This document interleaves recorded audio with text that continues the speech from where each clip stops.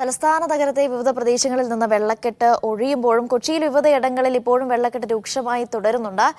കൂടുതൽ വിവരങ്ങൾ ചങ്ങമ്പുഴയിൽ നിന്ന് എസ് ശരൺ നൽകും. ശരൺ, കൊച്ചിയിൽ എവിടേക്കാണ് ഇപ്പോഴും വെള്ളക്കെട്ട് തുടരുന്നത്? എന്താണ് അവിടുത്തെ സാഹചര്യം? അധികൃതർ എന്ത് നടപടി സ്വീകരിച്ചു?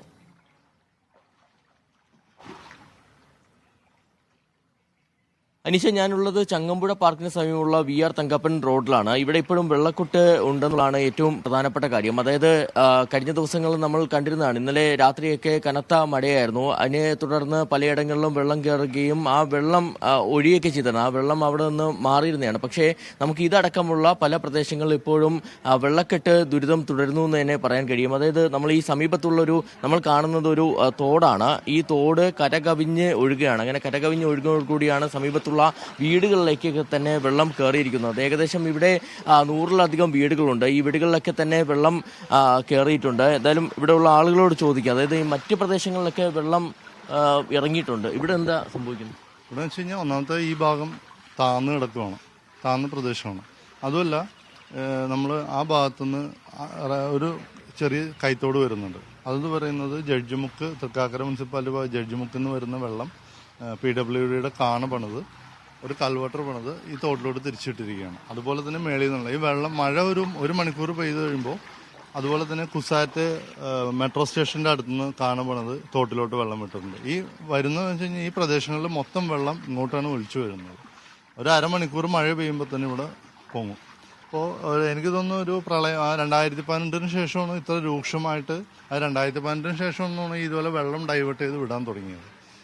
അതിനുശേഷമാണ് ഇത്ര ഓടകളൊക്കെ ക്ലീൻ ചെയ്യാത്തതിന്റെ ഒരു പ്രശ്നം കൂടെ ഉണ്ട്. അതെന്ന് വെച്ച് കഴിഞ്ഞാൽ കഴിഞ്ഞ 2 വർഷങ്ങളിൽ എനിക്ക് തോന്നുന്നു മുനിസിപ്പാലിറ്റി അത് ഒരു കുറച്ചൊക്കെ നല്ല രീതിയിൽ ചെയ്തിരുന്നു.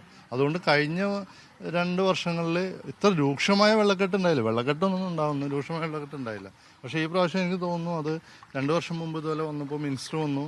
അത് ഇറിഗേഷൻ വകുപ്പിന് തോട് കൊടുത്തിട്ട് അവരെ കൊണ്ട് അത് നവീകരിക്കാനുള്ള ഒരു പ്രപ്പോസൽ എടുത്തു. അതിനൊരു ഇറിഗേഷൻ വകുപ്പിലെ ഉദ്യോഗസ്ഥർ വന്ന് ഇവിടെ സ്റ്റഡി നടത്തി ഒരു DPR തയ്യാറാക്കി ഗവൺമെന്റിന് കൊടുത്തു. അതിൻ്റെ അടിസ്ഥാനത്തിൽ മിനിസ്റ്റർ ഒരു 18 കോടി രൂപയോളം ഇതിനുവേണ്ടി അനുവദിച്ചിട്ടുണ്ട്, പാസ്സായിട്ടുണ്ട്. പക്ഷേ ഇപ്പോൾ ഞങ്ങൾ കഴിഞ്ഞ വർഷമൊക്കെ അന്വേഷിച്ചപ്പോൾ അറിയാൻ കഴിഞ്ഞത് ഗവൺമെൻറ് ഫണ്ടില്ലാത്ത തന്നെ അത് ചെയ്യാൻ പറ്റില്ല എന്നാണ് പറഞ്ഞത്. അതായത് എന്താ പറയുക, ജനങ്ങളുടെ ജീവനും സ്വത്തിനും സംരക്ഷണം കൊടുക്കാൻ ഗവൺമെന്റിന് ഫണ്ടില്ല എന്ന് പറയുമ്പോൾ അത് ബുദ്ധിമുട്ടാണ്. ബാക്കി ഉള്ള കാര്യങ്ങൾക്കൊക്കെ പല രീതിയിലും ഫണ്ട് ഉണ്ട്. അത്യാവശ്യം അത്തരത്തിലൊരു ഇടപെടൽ കൂടി ഉണ്ടാകണമെന്നുള്ള ആവശ്യമാണ് നാട്ടുകാർ മുന്നോട്ട് വയ്ക്കുന്നത്. നമ്മൾ ഈ കാണുന്ന പോലെ തന്നെ വലിയൊരു റോഡാണ്. ഈ റോഡ് ആകെ തന്നെ വെള്ളക്കെട്ടിൽ പെട്ടിട്ടുണ്ട്. അതായത് ഇപ്പോൾ വാഹനങ്ങളൊക്കെ വളരെ ബുദ്ധിമുട്ടിയാണ് ഒരു എൻഡിൽ നിന്നും മറ്റൊരു എൻഡിലേക്ക്. കൊച്ചിയിലും പലയിടത്തും വെള്ളക്കെട്ട് ഇപ്പോഴും തുടരുന്നുണ്ട്. വിവരങ്ങൾ നൽകുകയായിരുന്നു ചങ്ങമ്പുഴയിൽ നിന്ന് എസ് ശരൺ. എണ്ണിപ്പറയും ഓരോ വോട്ടും. June 4 media 1-നൊപ്പം.